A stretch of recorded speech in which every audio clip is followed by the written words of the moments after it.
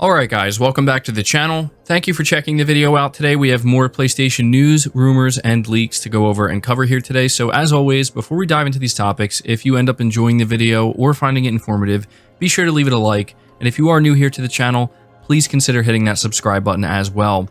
We're starting here talking about The Witcher Remake and how apparently it's been announced that it's going to be an open world and a modern reimagining. Reading from PlayStation Lifestyle, CD Projekt Red has revealed that The Witcher Remake will indeed be open world, unlike the original game released in 2007. As part of the company's latest financial results briefing, the developer describes the game as a story-driven, single-player open-world RPG, a modern reimagining of 2007's The Witcher. This puts The Witcher Remake much more in line with the critically acclaimed Witcher 3 Wild Hunt. The Q3 results briefing also reaffirms that The Witcher Remake was codenamed Canis Majoris, which refers to one of the largest stars in the Milky Way. It also shows that its development teams are now more focused on the new Witcher game codenamed Polaris, as well as Gwent-related projects. CD Projekt Red is also proud of the success of Cyberpunk Edgerunners, which was in the top 10 on Netflix for 4 consecutive weeks for non-English TV and films.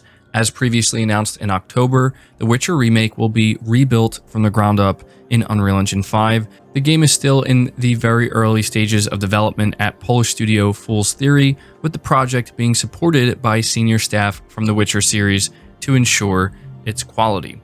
So there you go. If you are somebody who was waiting for new information on The Witcher Remake, this is some pretty significant information, I'd say. The fact that they are announcing this is going to be a reimagining essentially, and it's going open world.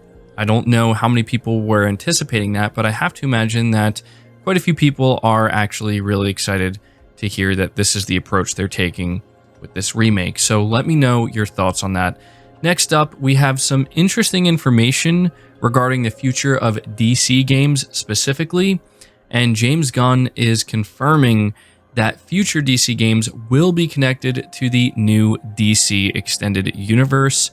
Reading from PlayStation Universe, DC Studios bigwig James Gunn has revealed that future video game installments based on DC properties will be connected to the DC Extended Universe. The DCEU is basically the comic book giant's own version of the Marvel Cinematic Universe, although unlike Marvel, DC looks set to now include video games as part of the package.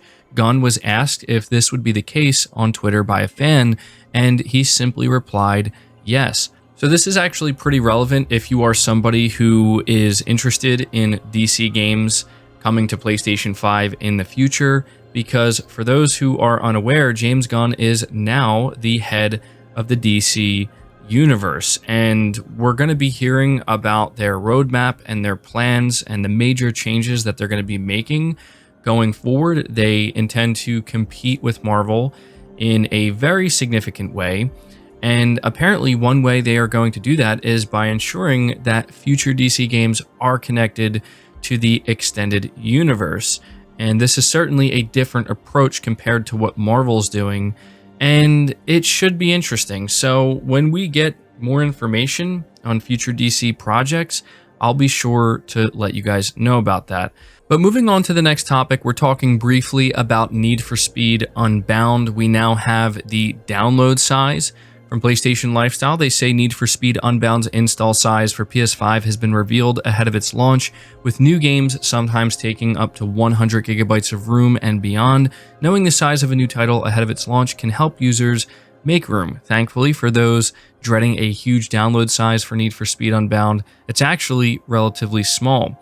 The Need for Speed Unbound download size is 29.4 gigabytes for PlayStation 5. This is according to the reliable source PlayStation Size on Twitter, and he also mentions that the preload for this is going to be taking place on November 30th, with the release happening on December 2nd. So I don't know how many of you guys are looking forward to this game, but if you were, you don't have to worry about it taking up too much space, something that I think we can say is a positive. Next up, we're talking about Forspoken and how the deep dive special, at least episode 1 of it, has been announced for December 1st. Coming from Gaming Bolt says Luminous Productions and Square Enix have released several deep dive videos for the upcoming action RPG Forspoken.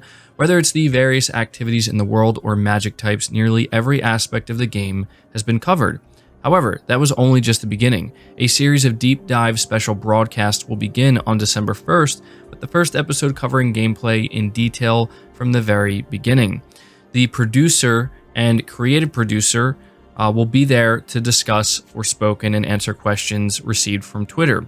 So I wanted to let everybody know about this and make you aware, because it seems like Square Enix is really beginning to ramp things up with Forspoken. I think the marketing for this game has certainly improved over time. I noticed that the more I see of it, the more interested I am, and I gotta say, I'm feeling pretty excited for it come the end of January. It's a game I definitely plan to pick up, and I'm going to be tuning into this. I'm going to check it out.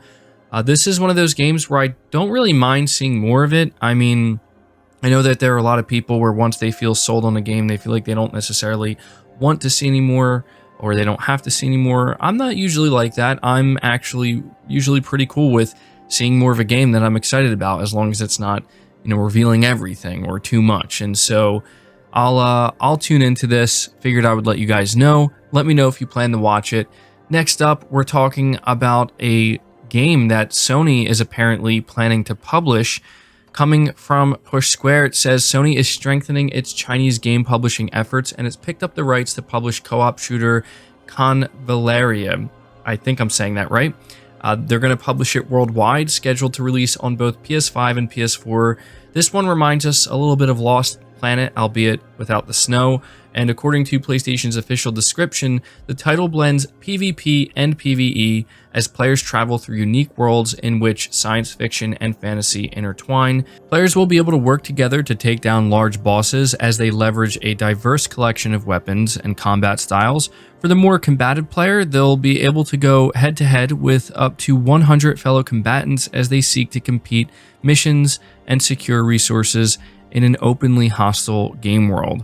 So structurally, it sounds a little bit like Exoprimal with its uneasy alliances. The game is being developed by a team called Long Force, and it's thankful for Sony's support. Quote, during the past few years of development, we have faced many challenges, but with funding from and the help of Sony Interactive Entertainment and our partners, the team has overcome many difficulties. We are looking forward to the opportunity of sharing more news on Convaleria very soon.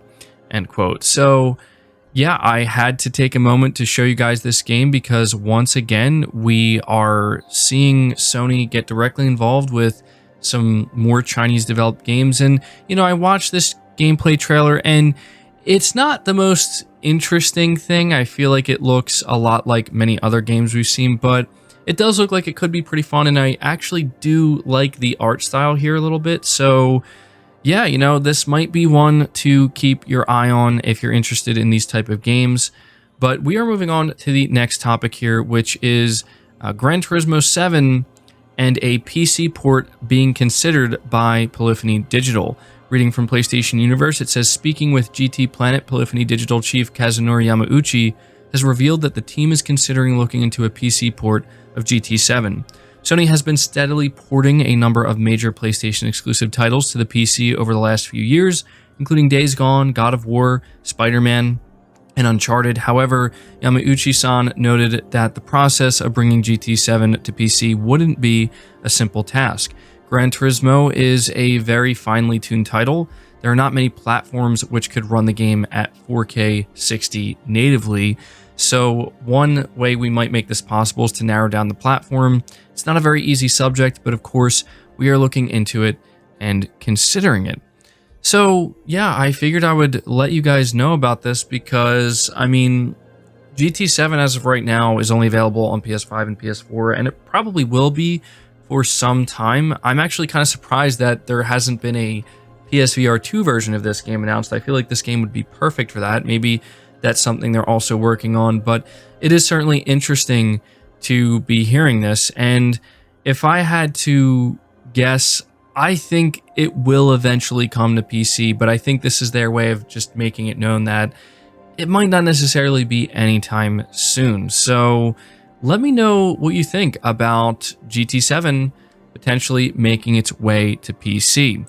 Moving on to the final topic of the video, God of War Ragnarok wins its first Game of the Year award, coming from Time Magazine. And reading from PlayStation Universe, it says Sony Santa Monica Studios' God of War Ragnarok isn't even a month old at this point, but Time Magazine was impressed enough to crown Kratos' latest adventure as its best game of 2022.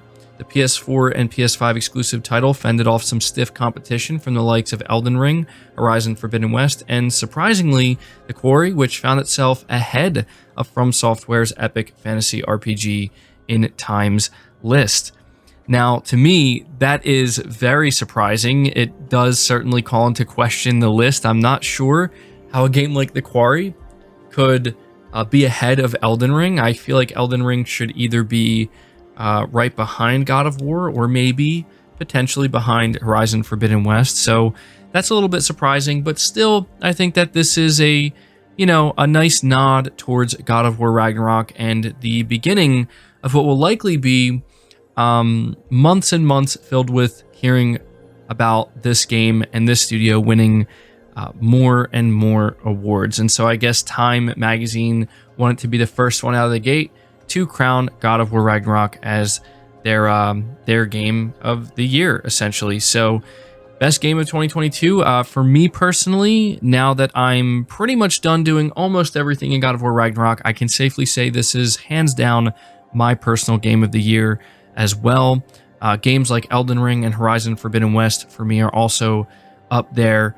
But yeah, God of War was a special game, and it's cool. It's cool to see it win its first Game of the Year award. We'll see how many more it ends up racking up. But that's going to do it for the video, guys. I hope you did enjoy it. I hope you did find it informative. Again, if you did, be sure to leave it a like, subscribe if you're new, hit the bell notification icon, and feel free to share this video out on top of all that. But until next time, guys, take care.